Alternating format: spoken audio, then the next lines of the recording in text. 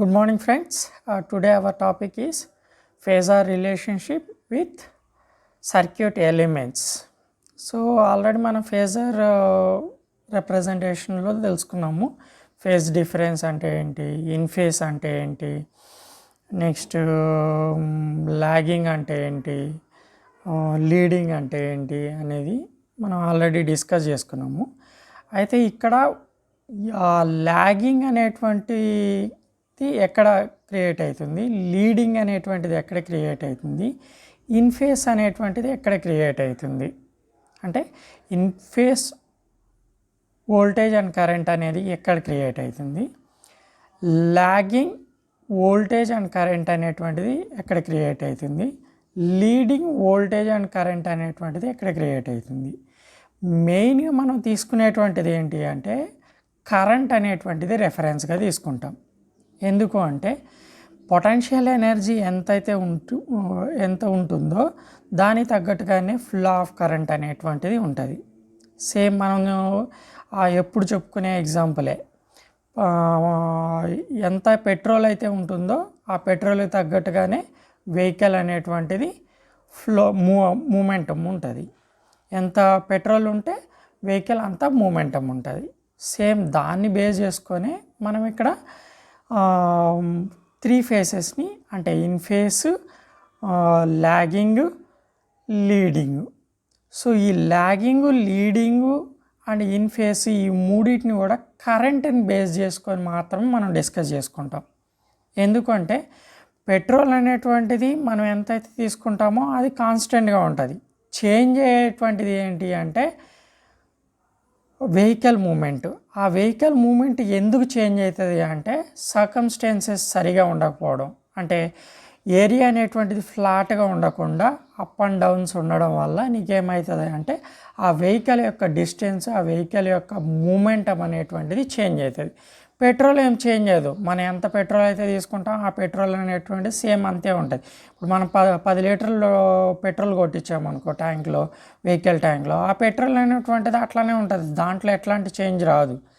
So మనం distance అనేటువంటిది momentum అనేటువంటి దాంట్లో చేంజ్ వస్తుంది. ఎప్పుడు చేంజ్ వస్తుంది అది కూడా ఎప్పుడైతే ఆ ఏరియా అనేటువంటిది ఆ వెహికల్ యొక్క మూమెంటం ఏరియా అనేటువంటిది ఫ్లాట్గా ఉండకుండా, లైక్ తిరుమల కొండ కింద నుంచి కొండపైకి వెళ్ళడం, తిరుమల కొండపై నుంచి కొండ కిందకి రావడం, ఇట్లా ఏరియా అనేటువంటిది ఏదైతే ట్రావెలింగ్ ఏరియా అనేటువంటిది ఎప్పుడైతే మనకి చేంజ్ అవుతుందో ఆటోమేటిక్గా నీకు వెహికల్ మూమెంటం అనేటువంటిది చేంజ్ అయిపోతుంది అనమాట. పెట్రోల్ అనేటువంటిది అదే విధంగా అదే పెట్రోల్ ఉంటుంది.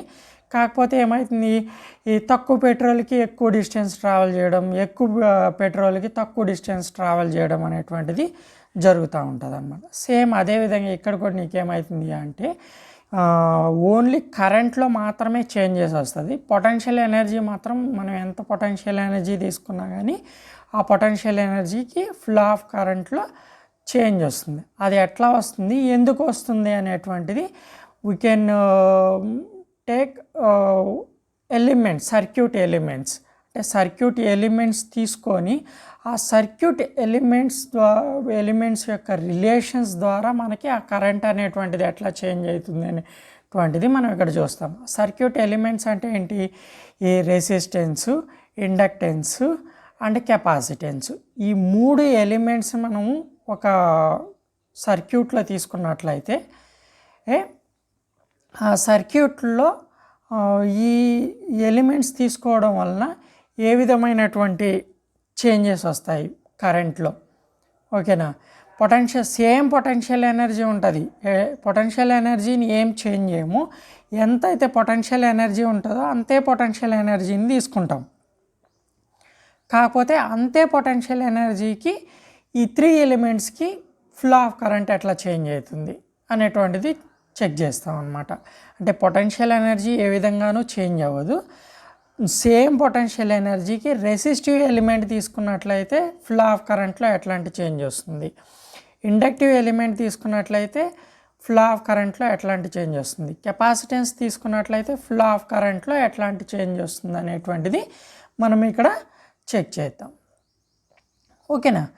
సో ఇప్పుడు ఫస్ట్ రెసిస్టివ్ ఎలిమెంట్ తీసుకుందాం అనుకోండి. రెసిస్టివ్ ఎలిమెంట్ తీసుకుంటే రెసిస్టివ్ యొక్క ఫంక్షనాలిటీ ఏంటి? It opposes the flow of current.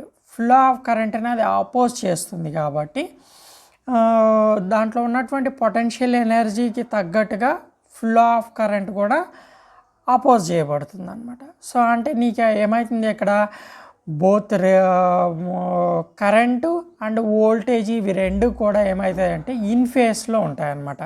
మనం ఎంత పొటెన్షియల్ ఎనర్జీ అయితే తీసుకుంటామో ఒక స్టార్టింగ్ పాయింట్ నుంచి సేమ్ అంతే ఫ్లో ఆఫ్ కరెంట్ అనేటువంటిది అక్కడ అపోజ్ చేయబడుతుంది సేమ్ అదే పాయింట్ నుంచి.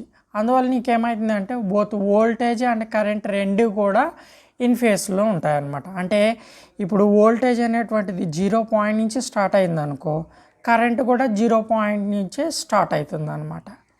సో ఇప్పుడు వోల్టేజ్ అనేటువంటిది పీక్ వోల్టేజ్కి వెళ్ళిపోయింది అనుకో ఎట్ 90 డిగ్రీస్ దగ్గర, కరెంట్ కూడా పీక్ స్టేజ్కి వెళ్ళిపోతుంది అనమాట ఎట్ 90 డిగ్రీస్ దగ్గర.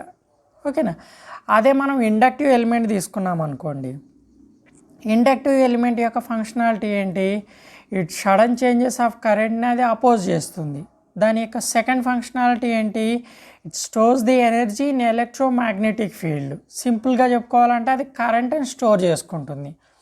కరెంట్ని స్టోర్ చేసుకుంటుంది కాబట్టి ఏదాన్నైతే స్టోర్ చేసుకుంటుందో అది తగ్గిపోతుంది అనమాట. ఎందుకంటే అది స్టోర్ చేసేసుకుంటుంది కదా. మనం కరెంట్ని ఇస్తూ ఉన్నాం అనుకో, అది కరెంట్ని స్టోర్ చేసేసుకుంటుంది. కరెంట్ని ఎప్పుడైతే అది స్టోర్ చేసుకుంటుందో ఆటోమేటిక్ కరెంట్ అనేటువంటిది తగ్గిపోతుంది, వోల్టేజ్ అనేటువంటిది పెరిగిపోతుంది. అంటే వోల్టేజ్ అనేటువంటి పొటెన్షియల్ ఎనర్జీ ఎక్కువ పొటెన్షియల్ ఎనర్జీ ఇస్తే ఆ ఎక్కువ పొటెన్షియల్ ఎనర్జీ అనేటువంటిది అది మిగిలిపోతుంది అనమాట. ఓకేనా? దానివల్ల నీకేమవుతుంది అంటే కరెంట్ అనేటువంటిది లాగింగ్ అయిపోతుంది, వోల్టేజ్ అనేటువంటిది లీడింగ్ అయిపోతుంది. అదే మనం కెపాసిటివ్ ఎలిమెంట్ తీసుకున్నాం అనుకోండి, కెపాసిటర్ యొక్క ఫంక్షనాలిటీ ఏంటి? It opposes the sudden change of voltage and which stores the energy in electrostatic field. Simply అది వోల్టేజ్ స్టోరేజ్ ఎలిమెంట్, వోల్టేజ్ని స్టోర్ చేసుకుంటుంది. ఎప్పుడైతే అది వోల్టేజ్ని స్టోర్ చేసుకుంటుందో ఆటోమేటిక్ నీకేమైంది? వోల్టేజ్ అనేటువంటిది తగ్గిపోతుంది ఆ సర్క్యూట్లో.